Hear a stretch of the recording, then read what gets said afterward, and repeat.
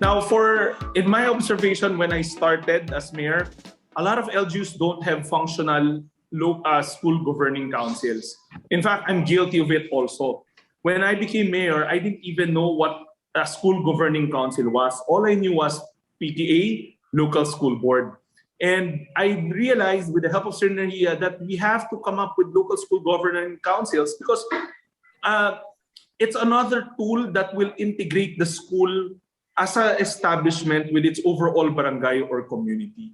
But sadly, a lot of LGUs, and we were guilty of that also, we don't have functioning school governing councils. Or if we do, we don't understand its mandate or its function. In fact, when we were launching and rolling out the school governing councils in Valenzuela, people were complaining, saying that it was a redundancy because they already had PTAs. That mindset goes to show that the school governing council is a primary top of mind, a top of mind that is not on top of our minds when we talk about education. So without a school governing council, like I said, the school runs virtually by itself and is isolated from its community. Remember, the SGC, because it has members from the barangay, from the other LGUs, will integrate the school's effort with the overall effort of the barangay. Next slide. Now, when it comes to the PTA, again, the PTAs, when I came in as mayor, I realized were fundraising associations rather than a community of engaged parents. Whenever we talk about PTA, they always talk about fundraising for equipment, selling tickets for a concert, for a beauty pageant. And sadly, it seems that our PTAs have lost its way. They don't seem to know what role it has to play, but rather in their mindset, when you win as PTA president, you don't get involved in the learning life of the children because that's the teacher's job. In their mind, it's a fundraising active.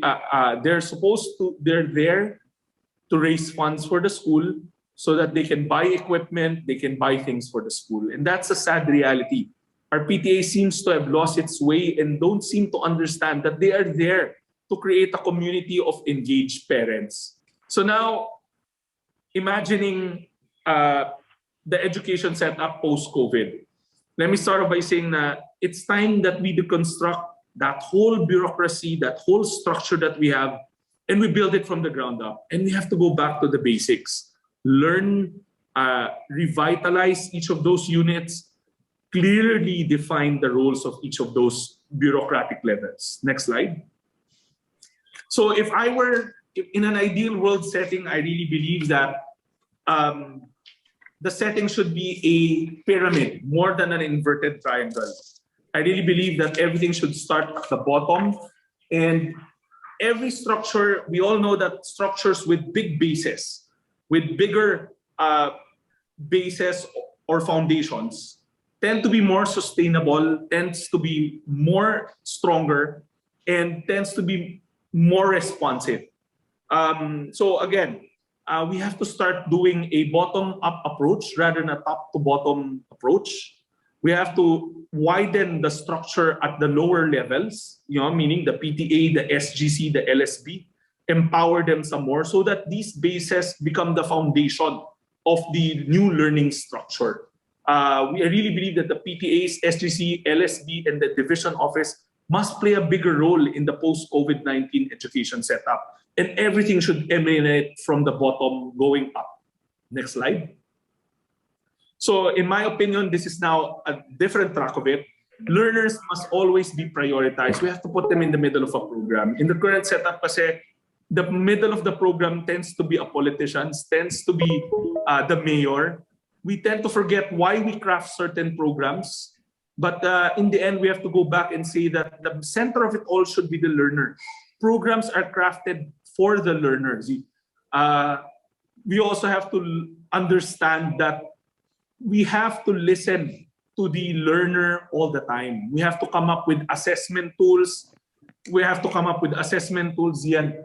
We have to come up with assessment tools, and we have to always listen to the learner. In fact, one thing that we started here in Valenzuela with the help of Synergia is focus group discussions, not just with teachers, not with the division, but with the students themselves.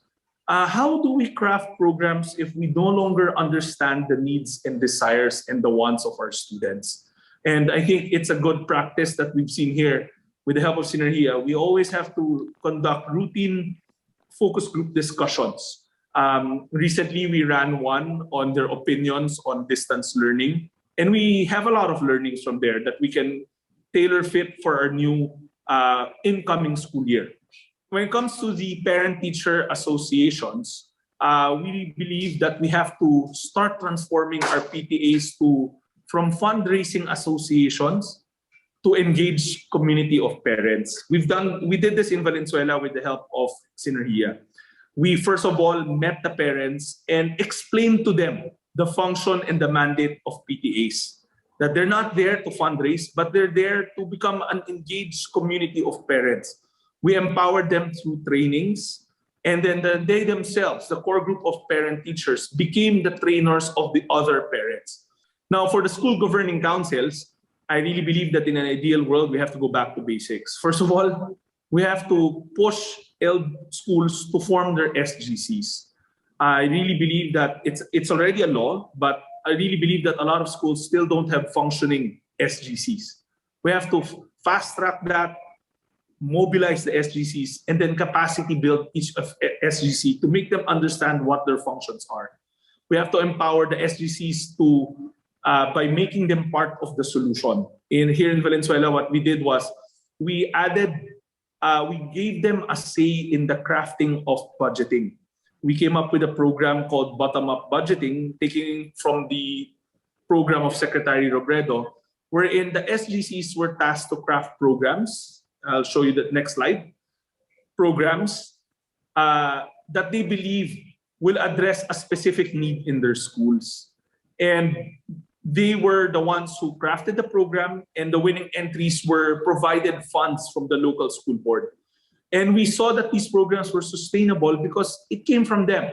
They felt empowered that, look, my program is addressing a specific need, which I know is really important, and it's funded by the local school board. Bottom-up budgeting is a form of empowering our SPCs and our PTAs. Next slide. Now, when it comes to the LSB, I think we've discussed this a couple of times already, but let me just go through it briefly. We have to expand its membership.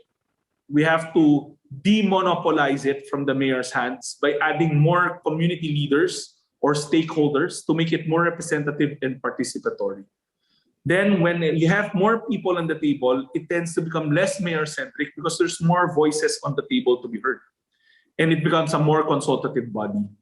And with more representatives there, you get an SEF budget that is actually of the students, by the students, and for the students. It can no longer be programs being crafted for the political gain of the mayor or the political gain of a public servant working that is part of the LSB. I really believe that we have to unshackle the LSB to be able to formulate programs to address pressing matters on the ground, but not limited to supplemental programs.